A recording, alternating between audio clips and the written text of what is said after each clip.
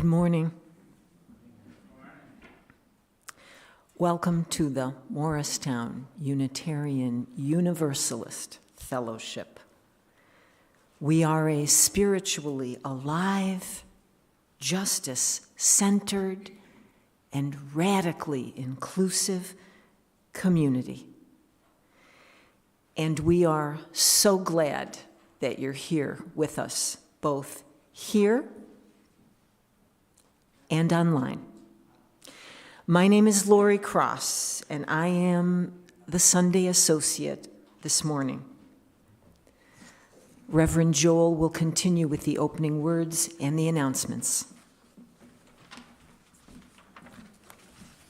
Thank you, Lori. I'm so grateful for our worship associates like Lori Cross and others. Even though I'm entrusted with the care of the pulpit, as is part of our tradition,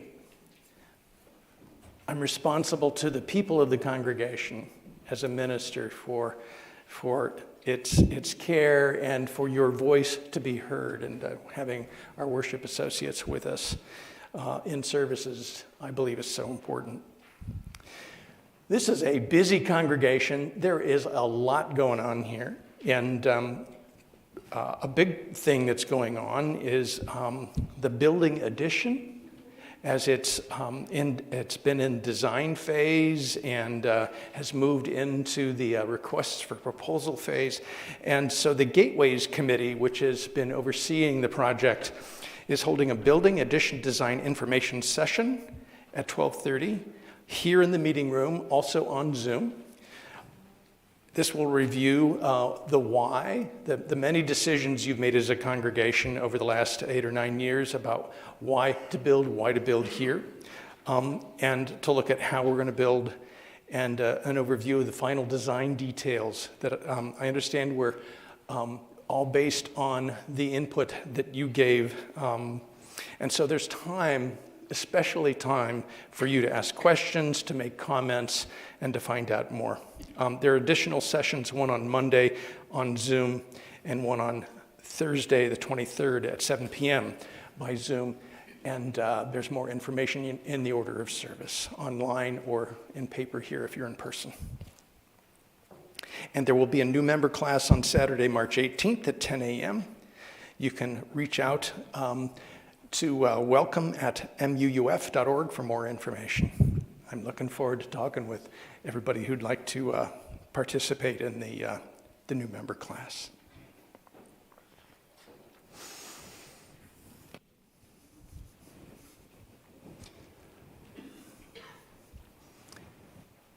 This may sound odd, but one of the scariest things I ever did was teach Sunday school.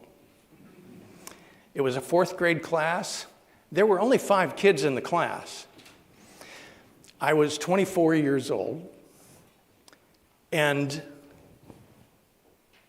my beloved director, by then Minister of Religious Education, Carol Brody, asked me if I would teach Sunday school.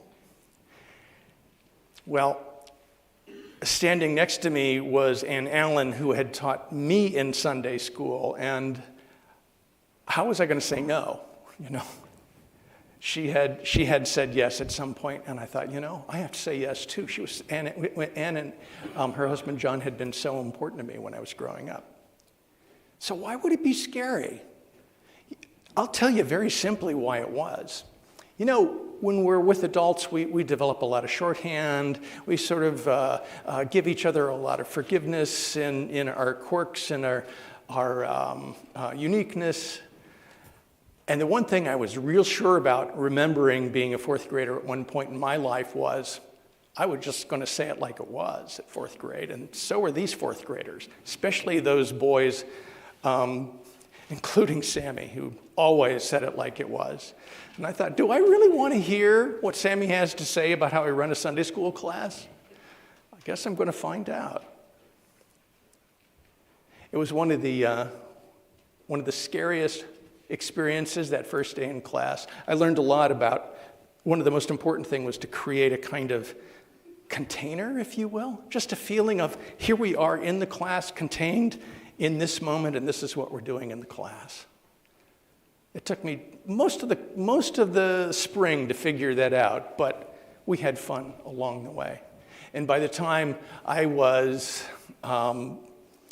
many years later, I was being ordained, probably about 6-7 years later, and Sammy and the other kids from the class were there, and they were.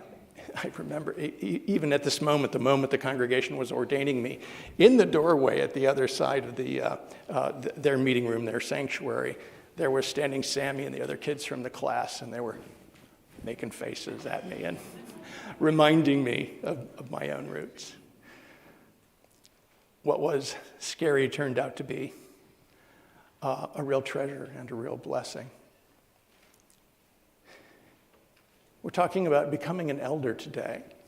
I would say that was probably my first step in understanding what it is to be someone older, someone who knows more, and mentors or teaches or works with others as they too grow and become who they are.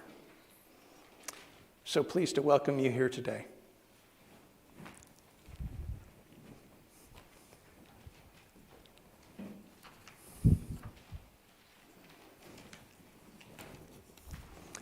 I want to invite Sophie and Frankie to come up. Yeah, Sonia, come on up.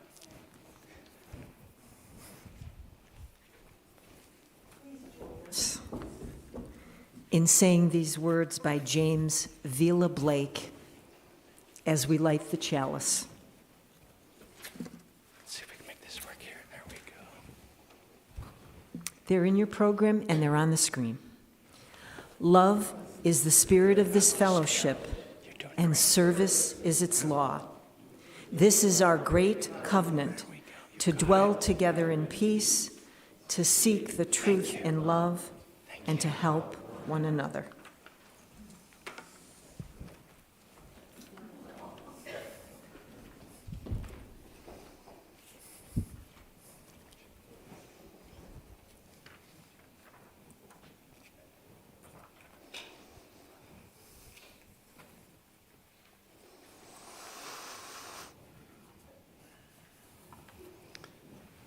We invite one another to share significant life events each Sunday as part of our spiritual practice of community,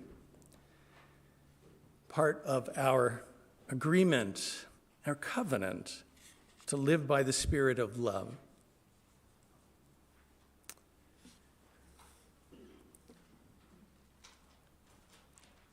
A milestone again has been passed with the shootings at Michigan State this past week. For all of us who live with care and concern for our vulnerabilities, we hold each other close and in love. Ukraine has been at war now for over a year.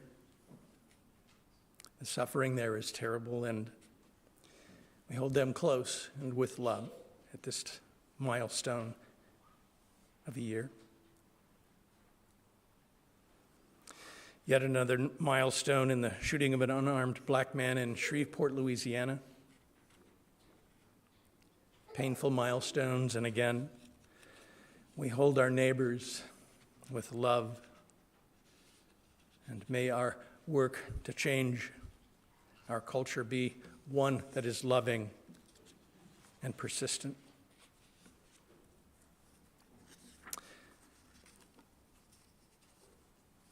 And a milestone offered by Joan Belz. The Afghan immigrant family, the Zamanis, are celebrating their 1-year anniversary in Boonton, New Jersey this month. Because of the generosity of time and talent of the members of this fellowship, the family has driver's licenses, they have a car, they have jobs, and their baby, Maya, has cochlear implants and is now able to hear. You, the people of this fellowship, have given in the spirit of the fellowship. Thank you. Joan writes, thank you.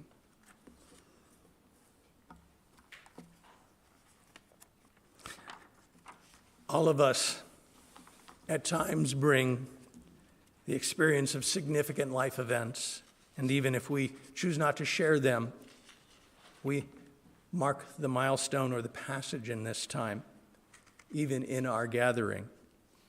It is important to know that we are beloved, we are seen, we are heard in community.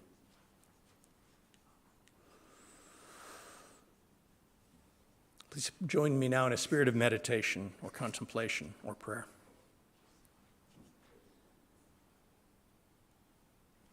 We gather in the spirit that welcomes all that we are, the parts of us that hurt, the parts that are laughing and happy, the parts wanting truth, seeking more. And we come here to join one another, to find others with whom we can open our hearts. We can lay down our burdens, lift up our hopes.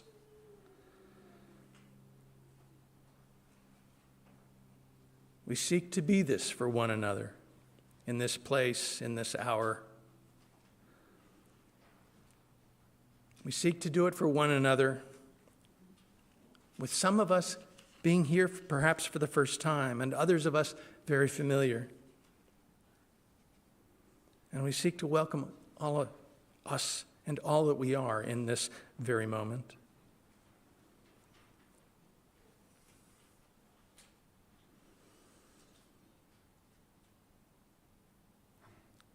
May the love we bring, the longing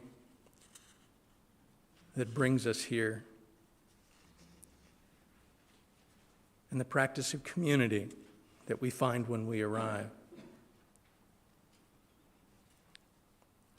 may it enlighten us, may it give us light as symbol and as reality when we are in need, and let our light be there for others when they are in need of us.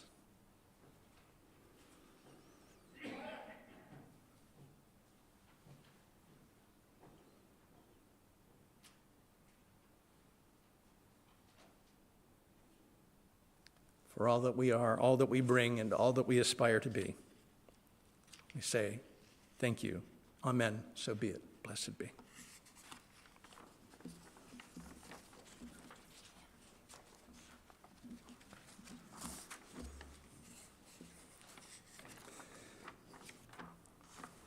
I get so excited sometimes that I forget to do, I skip by the hymn. I like this hymn too. It's number 317. It's going to be here on the screen. We Are Not Our Own. You can also find it in the gray hymnal if you'd like to use that. I invite you to stand in body or spirit as we sing.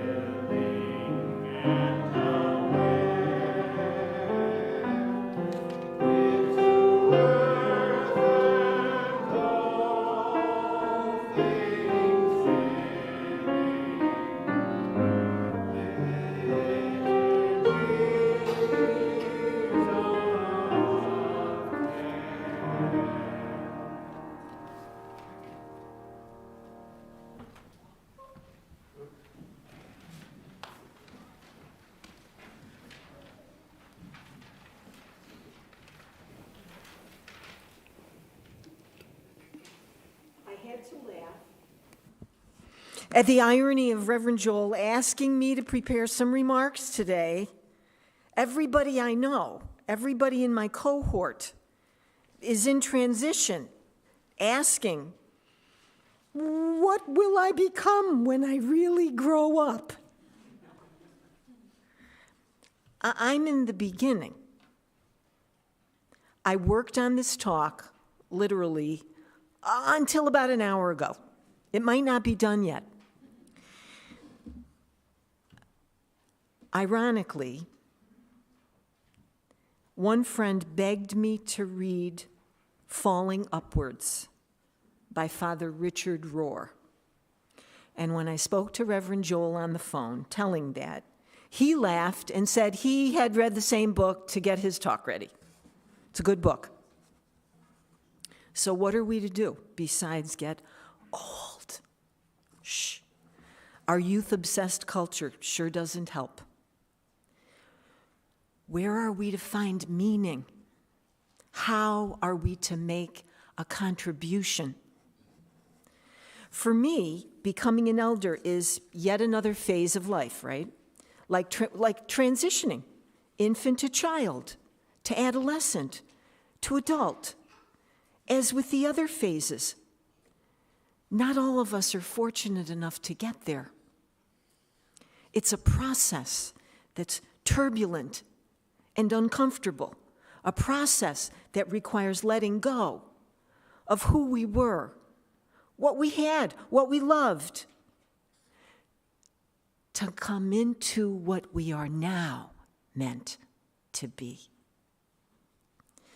I looked at material from several writers, including an Indigenous American, a favorite feminist shaman of mine, Clarissa Pinkola Estes, who just wrote a book called Becoming an Elder, to explore the concept and collect a few ideas that resonated for me. The common understanding is that elderhood is about sharing wisdom and giving direction as we age. I think it's more. Writers identify it's no longer about recognition, wealth, material possessions, travel, your resume, your achievements, your appearance. Those were important before, but that was before, and now we're here in a different time and phase. Now it's about nurturing our capacity to respond to the non-material, dreams, ideals, intuitions. Now, thank you, Martin, it's about the content of our character, role modeling patience for those who aren't there yet, deciding when to speak up and when to keep your mouth closed, redefining winning to a good outcome, not just a personal victory. Preserving your ability to play, letting go of what was important then to discover what's important now. The death of the achieving self and the birth of the witnessing self. Not having people know who you are so much as having you know who they are. Choosing to engage in mental, physical, spiritual, emotional growth. Embracing, not resisting change. Respecting, not living in the past, so that we live in the present and we can help forge the future. Embodying our power to inspire. Knowing our story, becoming more conscious at each phase of our journey. Recognizing other people are where they are, they're going at their pace, being patient, not expecting others to have wisdom they haven't grown into yet. It's not easy to be a supportive resource for others while stepping back as they make inevitable mistakes. Transitioning from material to spiritual, from mine to ours, from me to we. I grew up in a modest neighborhood, and the American way, it's to want more for your kids. We're taught to chase that American dream. Some reach for it to their final breath. Some never get there. Adulthood, acquiring, gaining knowledge as an education, a life partner, challenging work, a home, a family, material goods that express who we are. You can't let go of what you never had. But I did get there. I was lucky. Married, family, great job, dream home. But Mike and I did come to a shift and made a conscious decision, a decision to simplify. From swimming mostly alone in our pool to swimming mostly with familiar faces in our community. From tending pots and trees mostly alone at home to landscape planning in our community. Finding loving new homes for most of our collected stuff. Lightening the load, making room from me to we. There are phases in life. We start out utterly dependent, then we learn, striving to break free into independence. Then the period of productivity, mastery. Finally, wisdom. And each transition is a struggle, a letting go of the former to meet the present. If we're lucky, by the time we age, we're full from the previous occupations and ready for this new focus. We've come full circle from fearing change to welcoming it. Losses mount, physical, social, professional. But I think we want to revere elders. We want to believe that wisdom continues to accrue, not just after loss or despite loss, but because of loss. I'm going to share, as I close, a quote from Reverend Joel's in my book, Falling Forward, Upward, Downward, Sideways, Falling Upward. The human art form is in uniting fruitful activity with a contemplative stance. Not one or the other, but always both at the same time.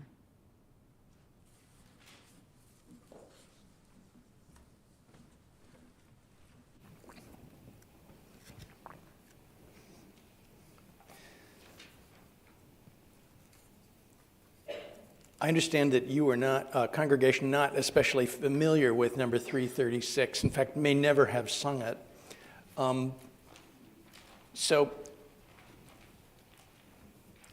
Alex West has, I'm grateful that he's made a slide for us.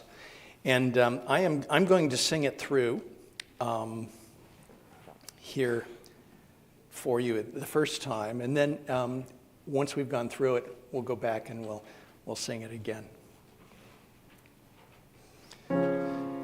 All my memories of love hang upon high stars.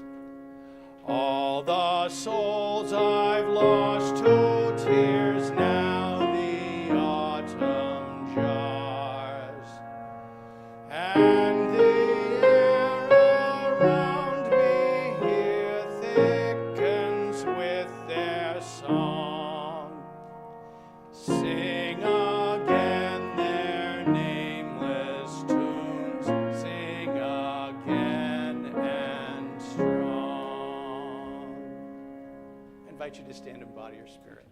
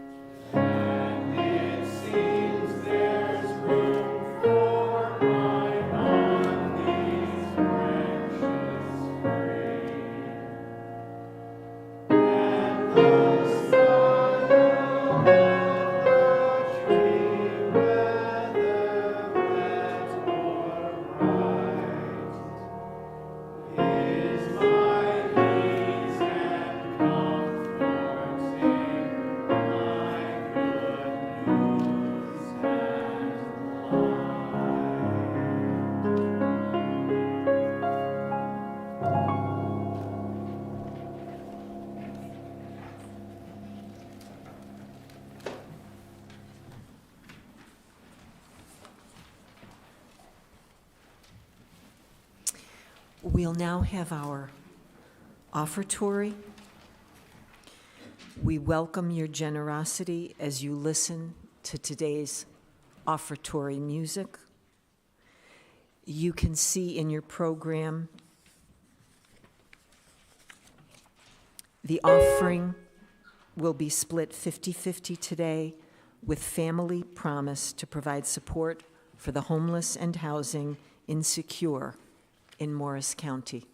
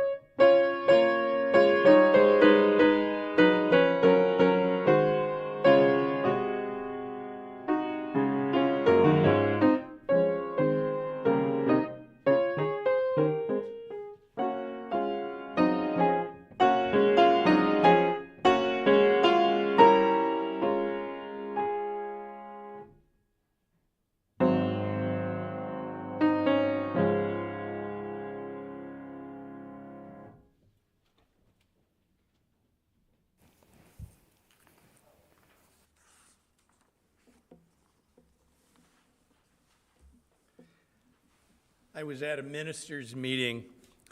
It was about 3 years ago. And at this gathering of Unitarian Universalist ministers, we were talking about how long we'd been ministers, how we felt called to ministry, and some of the experiences we had had.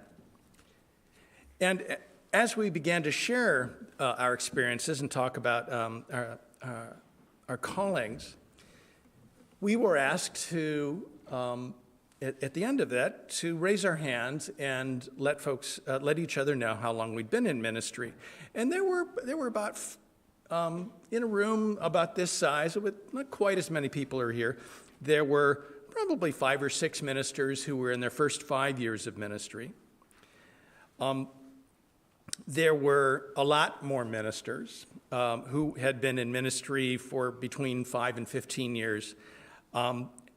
There was about an equal number, probably 10, 15 or so, that had been 15 to 25 years. And then there were 2 of us who raised our hands who had been in ministry longer than 25 years. There was me, and I was closing in on 30 years at that point, and there was my colleague, the esteemed Dick Gilbert, and has been ministering actually, for nearly 50 years. And then one of the newer ministers called the 2 of us the elders of the group. Do I look elderly? No, wait, don't answer that. I don't think I want to know. I don't feel elderly, although I was then 59, I'm 62 now. I don't feel elderly. My elderly colleague, Dick Gilbert, who would raise an eyebrow that I called him that, is a very youthful 85, I gotta say. I hope I'm like him when I'm 85. And I did chafe a little bit. I didn't say anything at the time. I realized this was supposed to be really an honor, but I talked to Dick afterward and I said, I don't feel elderly, Dick. And he said, Joel, an elder is not the same thing as being elderly. I was relieved to hear it. I hope I get to be like Dick Gilbert and be youthfully elderly when that time comes. And by the time I get there, whenever that is, may it be some time off, I hope I've figured out what an elder does, and I hope that I do it well. And as Lori pointed out, we live in a consumer culture. It's uncomfortable with aging. We're supposed to be forever young or something like that. I don't know. And I think that was my struggle with being called an elder. I don't feel old, and I look in the mirror, and I think I should be maybe looking at a guy who's about 35 or so. And then my colleague, Reverend Gilbert, he said to me also that in addition to elderly and elder not really having the same meaning, he said, you know, Joel, if you were in a country like Ukraine or in Greece, in many other cultures, it's an honor and a sign of respect when someone is called an old man or an old woman or an old person. It's not rude, it's respectful. So that moment has had me thinking a lot about what it means to be an elder. So Richard Rohr is a Franciscan priest, as Lori mentioned. He runs a retreat center in Arizona. He's published many books. The one that caught my attention, Falling Upward, was especially interesting.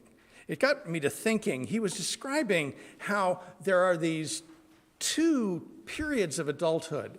The first period is when we begin families and we begin careers and begin collecting material, the material wealth around us, building homes, finding success in our careers, finding success as parents or as family members. It's an acquisitive stage in life, and it's one which tends to have a very self-focus. And then Richard Rohr writes that there's this second half of our adulthood. And he writes, many of us think of the second half of life as largely about getting old, dealing with health issues, letting go of our physical life. But the whole thesis of what he wants to write about is exactly the opposite. He writes, what looks like falling can largely be experienced as falling upward and onward into a broader and deeper world where the soul has found its fullness, where we are existentially connected to something greater than ourselves. We live inside the big picture. So there's that first half of life. He says it's a time of ego needs. We're looking for our identity. We're trying to make our lives secure, find security, establish boundaries, find safety for those we love, create relationships, have affirmation from our colleagues. We hope for some experience of success. Rohr sees that there's often a midlife crisis then that happens. I didn't buy a red car, sports car myself with my midlife crisis. I went into interim ministry, so a slight change of career, if anything. But sometimes it might be, maybe it's menopause, or maybe a crisis of faith. It can be homelessness, or a career change. And what happens is we find there is more to life than the identity we created, the security we tried to build around ourselves, the order we tried to establish in our lives, the affirmations we received, yes, welcome and important, but those affirmations and even our successes are not enough. In my own experience, if we are lucky, we find a deeper longing, maybe even a calling, a new calling.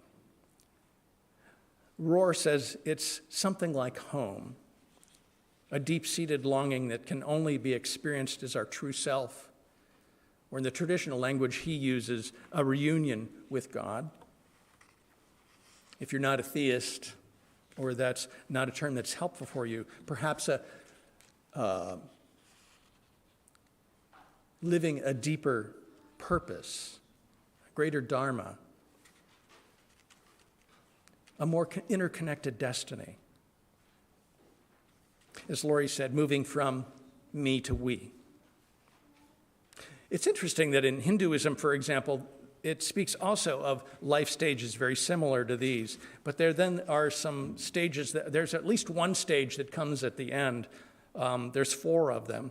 And the one that comes at the very end means you not only you leave your house and leave your family, you have to go live in the woods alone with as an ascetic. And I'm not sure I want to go live alone in the woods, especially in the wintertime, but I think there is some kind of wisdom in the tradition I have yet to learn.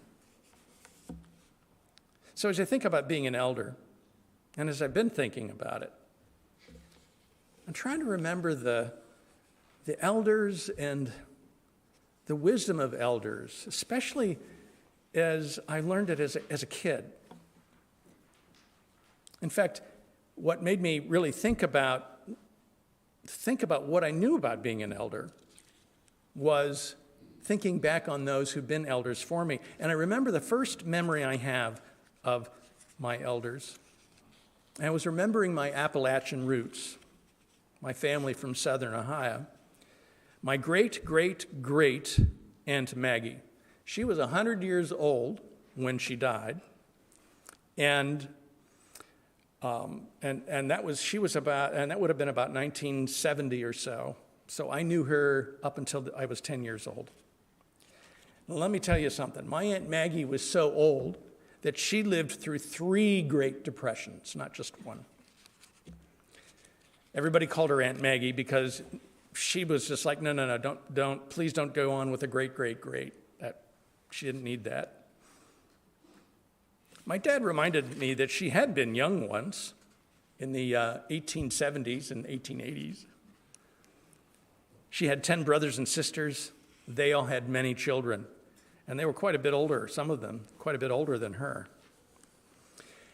My Aunt Maggie had never married, and part of the reason she'd never married in the 1800s in that Appalachian culture in southern Ohio, the youngest child of 11 and a girl, she was expected to be that family member who cared first for her parents as they were elderly, and then when they passed on, she took care of her oldest siblings as they became elderly, and spent her life taking care of others. So then finally, when she was old and needed someone to care for her, the closest family member to do that was my dad. My dad was her great-great-nephew. She had no money because she'd always been taking care of family. And even if she had worked, she was too old for Social Security. So my father would take me to visit Aunt Maggie. Aunt Maggie was very quiet, and she was really fierce. I was a little scared of her, to be honest. During one visit, I realized Aunt Maggie didn't have a phone. I asked her why, and she said, "A phone is rude. You put this number in, and it rings a bell suddenly in someone's home. If I want to see you, young man, I will dress up nicely. I will call on you like a civilized person and knock on your door." Interestingly enough, when I told my millennial children this sentiment, they totally agreed with it. One day, we stayed for lunch. She invited me and my dad to stay. We had to share the 2 chairs she had at her old wooden kitchen table she had in her apartment. My dad would very happily have bought her 4 chairs. She only needed 2, and that was all she was going to have. She served hot dogs, green beans, and scalloped potatoes. I can recall that vividly because at the time I loved hot dogs and green beans, and I hated scalloped potatoes. Cheese and potatoes together, who does that? Ugh, I thought it was horrible. Now, in my Aunt Maggie's culture, my dad sat and ate first, and I had to wait. I just had to stand there and chat next to the table while my dad and Aunt Maggie ate, and then my dad finished, and then he stood, and I got to sit. When it came to my turn to sit at the table, I ate the hot dogs and the beans. I did not eat the scalloped potatoes. My Aunt Maggie looked at me fiercely. I really never smiled. Well, she did smile. I just couldn't tell. Just one a twinge of the edge of her mouth. My dad had to point it out once. She just smiled. She was looking at me fiercely as my potatoes grew cold. Is there something wrong with potatoes? She asked me after making me wait a long time. No, Aunt Maggie. Well, why don't you eat them? I don't like scalloped potatoes, Aunt Maggie. Young man, it doesn't matter whether you like them or not. It's food. We do not waste food. Now eat the potatoes. I looked at my dad for mercy because this never happened at home. I was like, oh, do I have to eat the potatoes? And he was like, I'm not going against Aunt Maggie. You better eat them, he shrugged. So I ate the stone cold scalloped potatoes. On the way home, I asked my dad if Aunt Maggie was mad at me because she made me eat the scalloped potatoes. No, my dad said. She loves you very much. And because she loves you very much, that's why she made you eat the potatoes. I had to think about that for a while, being about 8 years old myself at the time. Ever since then, I have liked scalloped potatoes. They remind me of my Aunt Maggie, although I confess I don't let them get cold. I like them warm. But they remind me of that kernel of knowledge she passed on about survival, about frugality, and the different ways that people can truly love one another. It's hard to be an elder when things are changing so fast. It's hard to keep up. As I've mentioned before, those of us who are the oldest might remember the mimeographed newsletters that used to come out, or if you were somehow really, really old, before there were mimeographs, the announcements and news might just be put on a bulletin board, and that might be how we learned things. And then after mimeographs, there were copy machines, and then after copy machines, there were emails. And my kids don't open emails; they like it to come on a text for their smartphones. And then money, we pass the basket. It's a ritual. There was a time that people passed the basket because that's the only way you were going to get the money. It came in cash. I remember people talking about it. You remember the fight we had about 20 years ago, and this is when I was a kid, about taking checks? Nobody wanted to take checks. And then I remember when I was a young minister, we had a fight over whether we should take credit cards or not. And then there was a fight not so long ago about taking Venmo or Zelle or one of those things that's on my phone.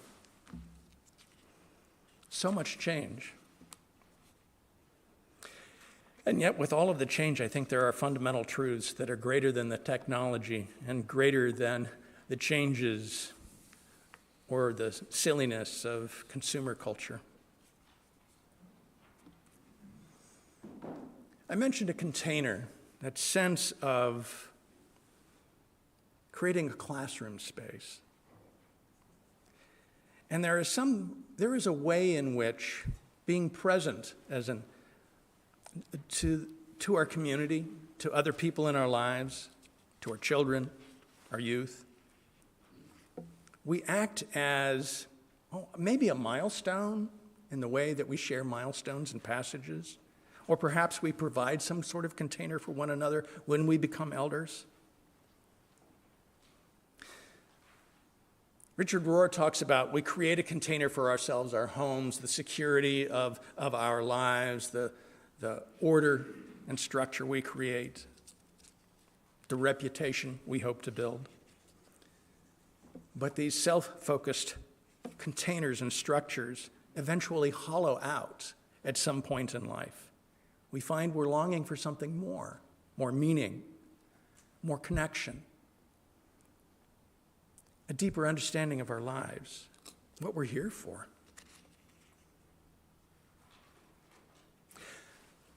I thought back on some of the elders that I had known when I was a child. And again, I thought of Dr. White. He taught Sunday school. He was actually one of my fourth grade Sunday school teachers. He was a pediatrician, and he did research in the Children's Hospital in Columbus, Ohio. I recall my Sunday school teachers. They were so important to me.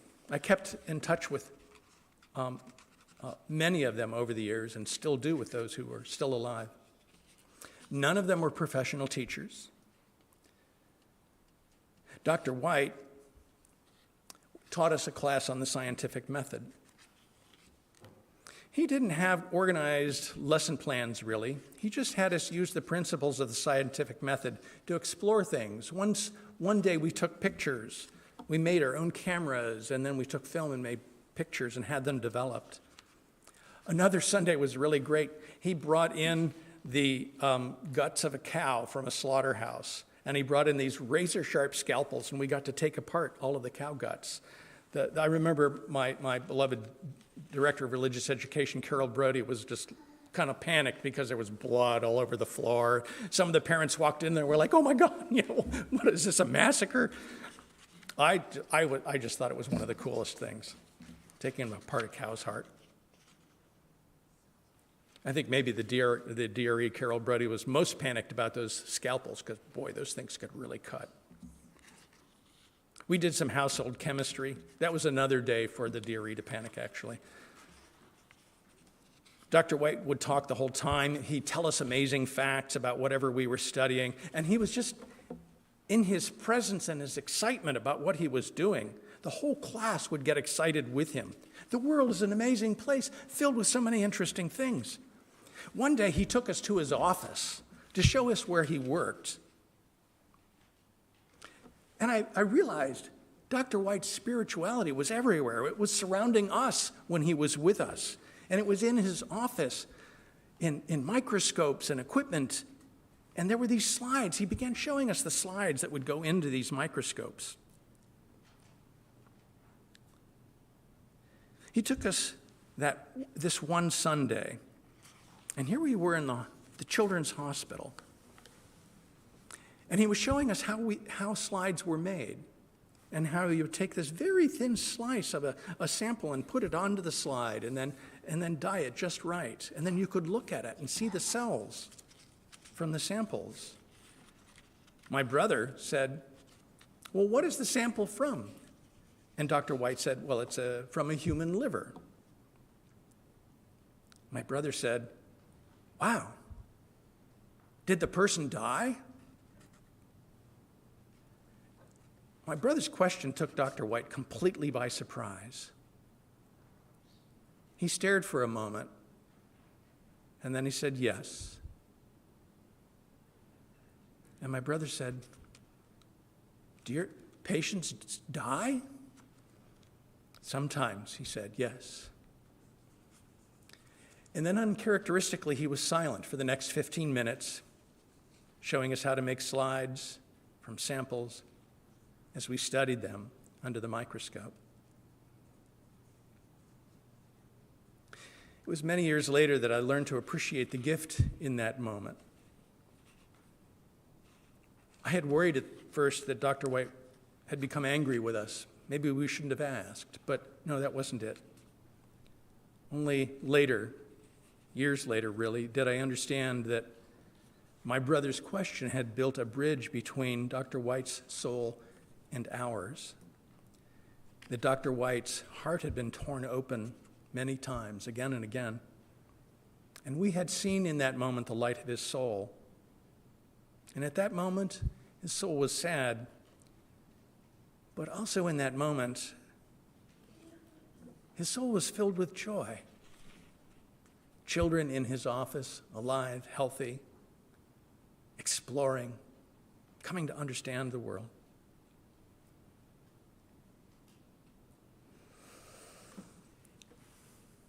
This fellowship also plays a role like Dr. White or like my Aunt Maggie. Each of you can play a role like that. As elders, a community like this can be an elder in a community like Morristown or Morris County even. Your presence, a way of reminding the neighborhood, all of the communities around us, of the importance of love, the importance of justice. That Afghan family that is here and settled, safe in a new home, free from the tyranny that's beset their land.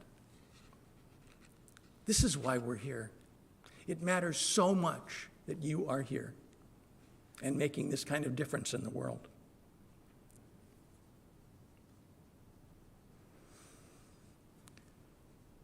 I'm grateful for your practice of being elders and for the loving container you create in this place for the generations yet to come.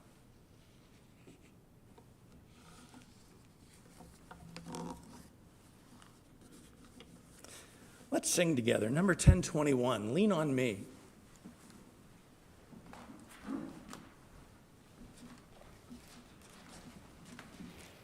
The words are up here on the screen and in this teal hymnal, if you would like to use that.